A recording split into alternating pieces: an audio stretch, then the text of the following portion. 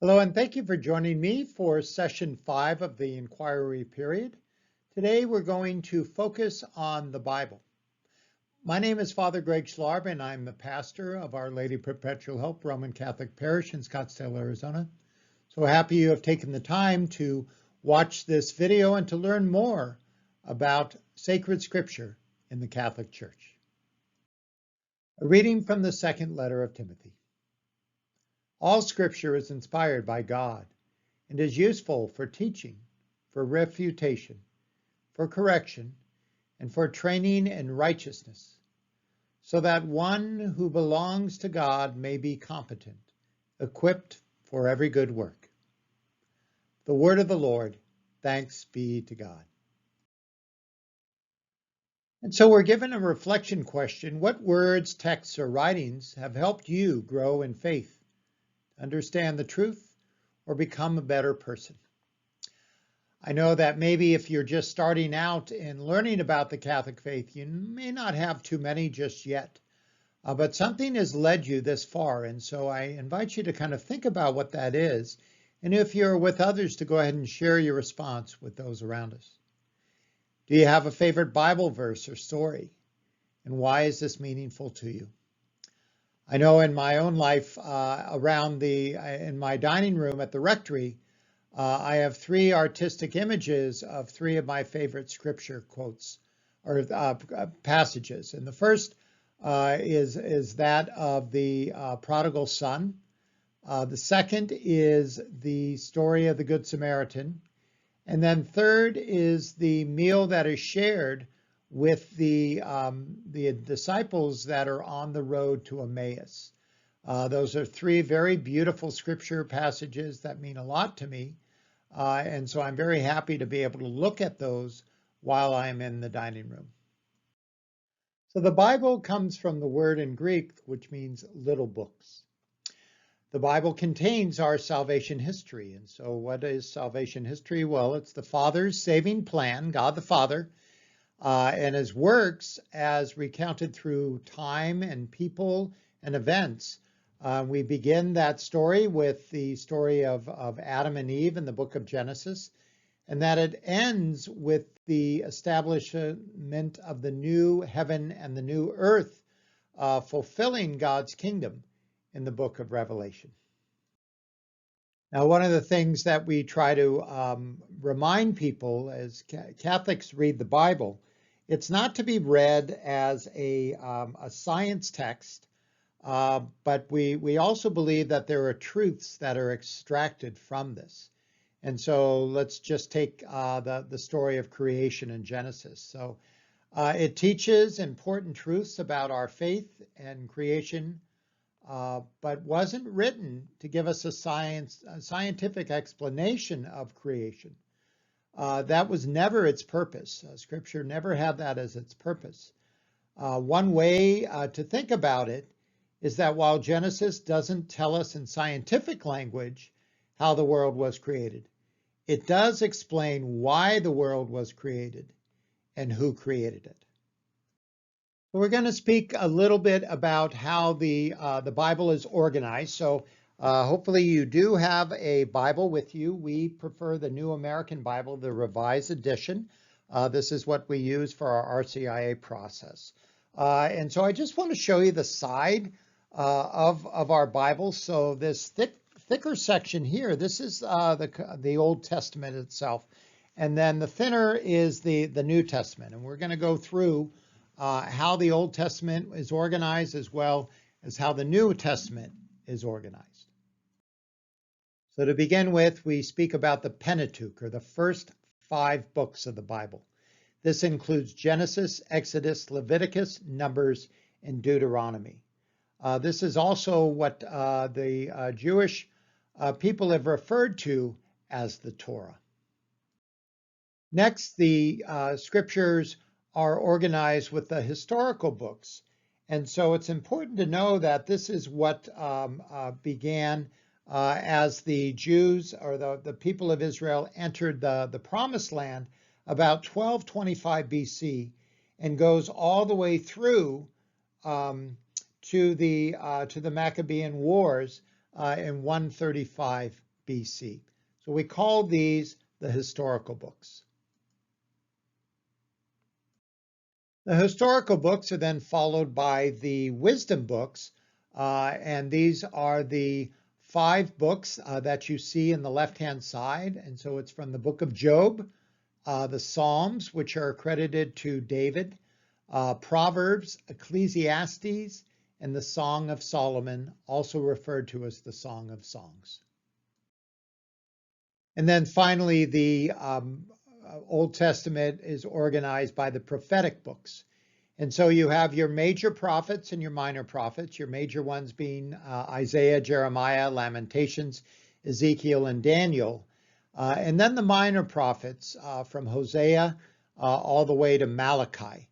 And so we have all of those that conclude our Old Testament.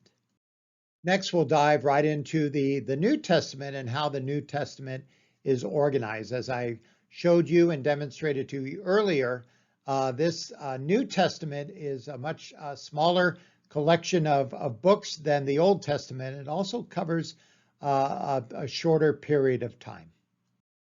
And so we begin with the gospel accounts, Matthew, Mark, Luke, and John. These are important for us, and we read these scriptures, these gospel accounts at Mass.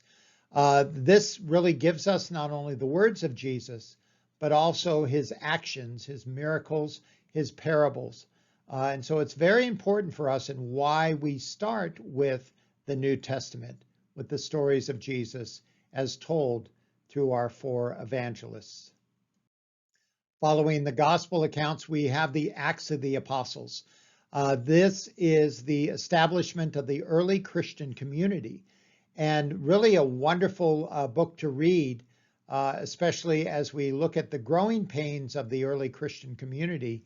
And sometimes we still experience those growing pains in our own parishes as well.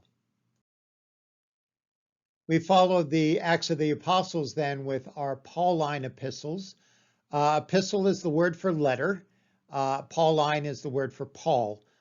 And so these are Paul's letters that he wrote to the different churches throughout really the Greek and the Romans is where he traveled and ministered. And so we have his writing to the Galatians, to the people of Thessalonica, to Titus, to Timothy, as well as to the church in Corinth, the church in Rome, the church in Ephesus, the church in Colossae, the church in Philippi, and finally to Philemon as well. We also kind of lump in here the letter to the Hebrews. At one time, it was believed that Paul did write this letter. However, scripture scholars don't believe that anymore with what they have been studying. But we still have the Hebrews letter as part of this collection.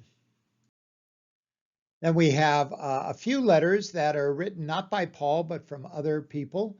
And so we have the letter of James, the first and second letter of Peter, the 3 letters that the Apostle John wrote, and then finally Jude. The New Testament concludes with the book of Revelation, and so the book of Revelation contains in it a message of hope for persecuted Christians, promising Christ's ultimate triumph. And it's not a prediction for the future, though. It's not to be read kind of as a doomsday writing. But really, it's the establishment of the new heaven and the new earth. What I'm going to invite you to do now is to pause the video and to look up these 4 scripture passages that I have listed here, and to begin to think about between the Old and the New Testament, how the covenants, the contracts are described.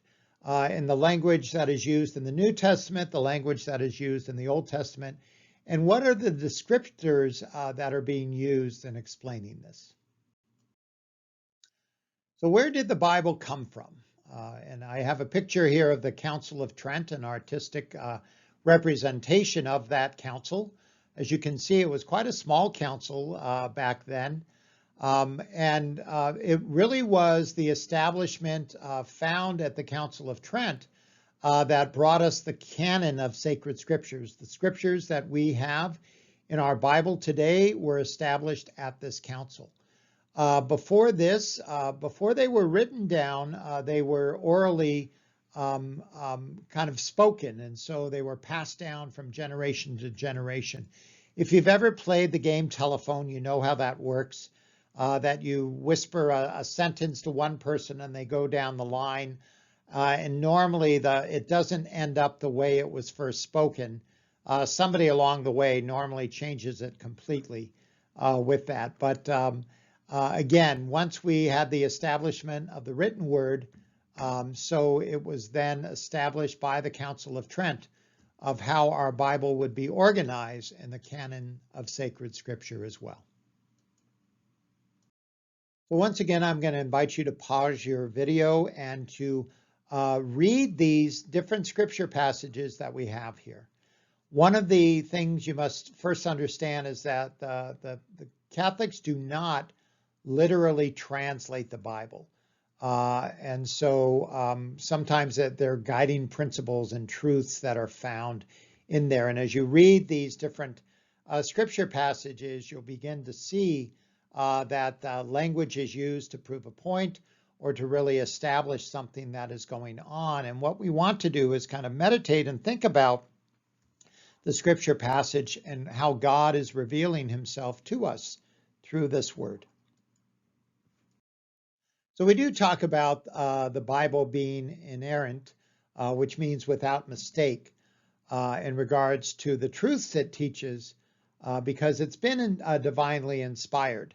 But everything in the Bible is not fact, and so that's really why we do not look at the Bible and read it literally. So as I've mentioned before, Genesis isn't meant to be read as a scientific description of creation. It's really about a profession of faith in the goodness of God and his creation. All these truths we learn from the first several chapters of Genesis. And so what do we learn? We learn that God created the world. We learn that everything God created was good, with the exception of man and woman. When man and woman was created, it is spoken that it was very good. And so man and woman are created in the image and likeness of God, making that description not just good, but very good. Man and woman are the caretakers, the stewards of God's magnificent creation, and God's love for man and woman is perfect. So as we conclude this time together, I invite you to choose a scripture passage that maybe you yourself have as speaking to you. If you don't have one, you can look up what the readings will be for this coming Sunday and to use that gospel passage for your reflection. And what I invite you to kind of do is to journal in your spiritual journals, not only just a brief summary of the scripture passage that you have chosen, but also what you feel that God is speaking to you in regards to reading that scripture, and what is comforting you about the scripture passage, and maybe what is challenging you in the scripture passage as well. Normally, we'll have a word or a phrase that jumps out at us when we are reading scripture.